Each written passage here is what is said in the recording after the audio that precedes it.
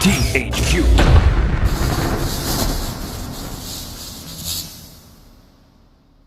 THQ, like most companies I talk about, released multiple video games for the Nintendo Entertainment System, Super Nintendo, Game Boy, and the Sega Genesis, and they would carry on releasing games for new systems such as Nintendo's handheld devices and the Sony PlayStation. You've probably even seen their names on such hits as Saints Row, Darksiders, and the Jeopardy and Wheel of Fortune games, which seem to release for every console on the market. What's probably going to shock you most of all about THQ is who founded the company. Well, that was LGN co-founder Jack Friedman. Jack understood branding and licensing better than anyone else in the world. He would have Brooke Shields and E.T. I think he was the first one to license E.T., and he saw it right away. So I think of E.T., Michael Jackson. Jack was the first American licensee of Nintendo. WWF Wrestling. You go to Knight Rider, Mr. T. Jack's background was licensing. That's what he knew. He was one of the entrepreneurs that started the licensing industry. He was a kid at heart, loved toys. So he changed the toy business a lot. The industry was thinking, who is this guy? LJN has a history of releasing some of the worst games ever on the Nintendo Entertainment System and some other consoles. As for THQ, it didn't originally start as a video game company and instead was initially created as a toy company, hence the name THQ or Toy Headquarters. Their toy line definitely left something to be desired, and I don't believe I owned any as a child. They had toys for Fox's Peter Pan and the Pirates, which was a cartoon and an NES game. They also had a Home Alone figurine of Kevin McAllister, who could scream similar to the movie. Again, they would also release a video game based on the movie for the NES and Super Nintendo. Maybe the craziest toy of all was the Vanilla Ice doll, which the company paid $150,000 to license in 1991. So you might be wondering how THQ got into the video game industry. That happened when they acquired a division of Broderbund in September 1990 and released their first video game, Fox's Peter Pan and the Pirates, for the Nintendo Entertainment System in 1991. They would then make a move to shortcut their way to being a publicly traded company by doing a reverse merger takeover of the public shell corporation, Trinity Acquisition Corporation. The deal was made using a stock swap valued at $33 million, with THQ becoming the majority stakeholder, owning 51.7% of the new company. They would retain the THQ name, and Jack Friedman was named as the president. As much as THQ was a toy company and a video game company, they also appeared to be a professional acquisition company, buying up more subsidiaries than I've probably ever seen. And this is how they would go on to become the largest video game publisher in the world. Their first subsidiary was Black Pearl Software, headquartered in Chicago, and it was acquired in June of 1993. From 1992 to 1994, while the video game industry was switching from 8-bit consoles to 16-bit consoles, THQ would begin to struggle, going from a revenue of $50 million in 1992 to only $13 million in 1994. They would make a decision in 1994 to completely withdraw from the toy business, which is sad considering how awesome this Vanilla Ice doll was. Since their start in the video game industry, they would release a good amount of video games such as Where's Waldo, Home Alone, Pit Fighter, Attack of the Killer Tomatoes, which really isn't that bad of a game, and a few other games that basically required licensing from already existing IPs. In 1995, the founder Jack Friedman would leave the company to co-found a new toy company called Jakks Pacific, and Brian Farrell took over as the CEO of THQ. Between 1996 and 1998, THQ was starting to recover from its revenue losses, But by early 1999, its contracts with WCW were about to expire, causing them to lose its contract with Electronic Arts. Since the WCW accounted for 2/3 of THQ's revenue, their stock would drop from $20 down to only $11 per share. However, they continued acquiring companies in the 90s, and by the end of 1999, they had acquired a total of 6 companies. During this time, the company continued releasing video games through its parent company and the subsidiaries they were acquiring. In February 2000, THQ would face their first class action lawsuit over federal security law violations due to non-disclosure of material information.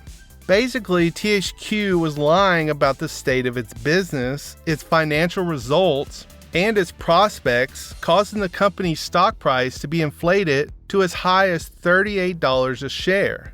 In late 1999, they would also falsely claim that their WWF video game for the Nintendo 64 was a #1 seller, contributing to the increase in share price.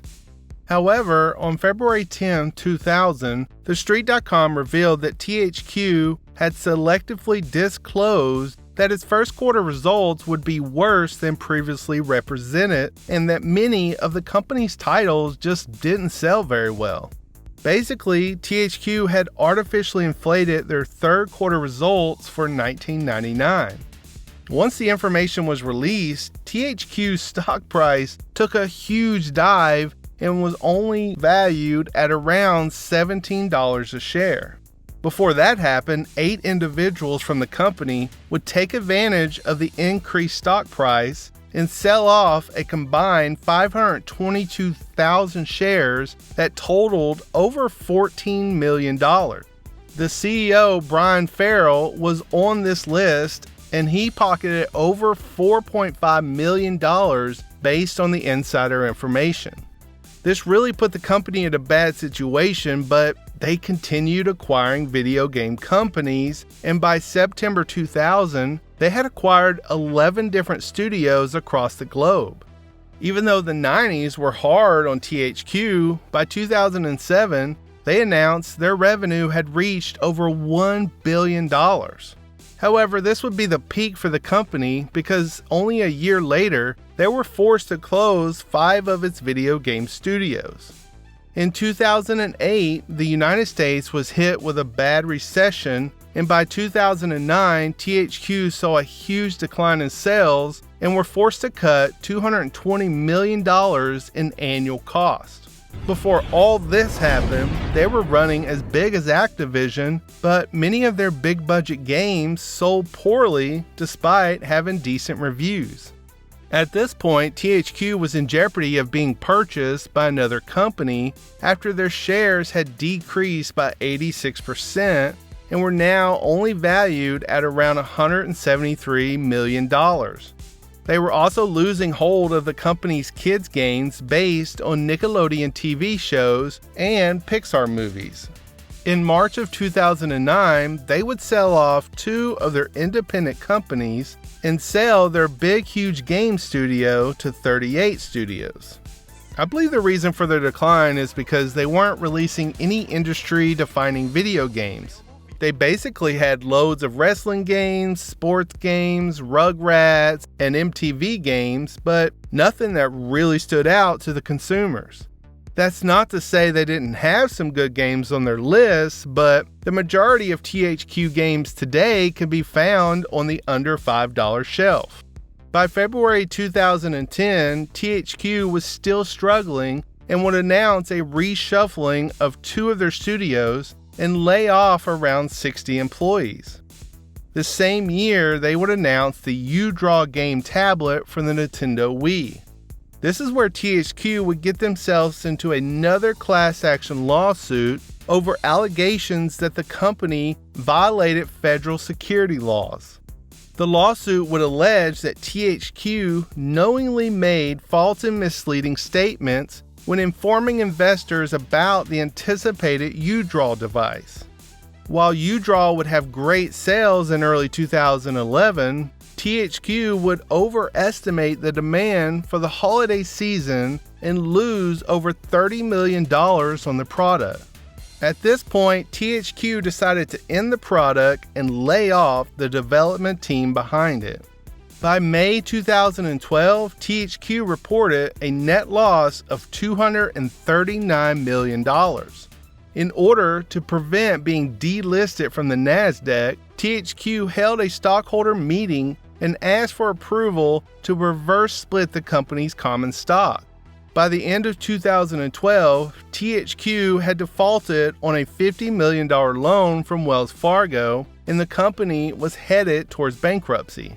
It was so bad that the stock price dropped to $1.16. At this point, they were forced to delay their flagship title, Company of Heroes 2 and Metro Last Light. In an effort to raise money, they would partner with Humble Bundle to launch the Humble THQ Bundle, and by December 12, 2012, they would sell nearly 800,000 bundles and raise $5 million. However, 7 days later, the company was forced to file Chapter 11 bankruptcy with the intention of selling the company and all of its assets to Clear Lake Capital Group. A judge would ultimately deny the bid, and creditors would instead approve an auction of THQ properties. Game rights at this point went all over the place, with Crytek acquiring the Homefront franchise, Sega acquiring the Warhammer 40,000 series and the Evolve game, the WWE series went to Take-Two Interactive, Ubisoft acquired the publishing rights to South Park: The Stick of Truth, and Volition obtained the publishing rights to the Metro franchise. On February 26, 2013, THQ would sell off its remaining properties, Darksiders, Homeworld, Red Faction, and Destroy All Humans, as well as its licensed and original IPs in a court-approved auction. Nordic Games would then purchase THQ's remaining franchises and licensed software. With THQ no longer being an actual company, Nordic Games decided to purchase the company's trademark in 2014, and 2 years later, it renamed themselves from Nordic Games to THQ Nordic.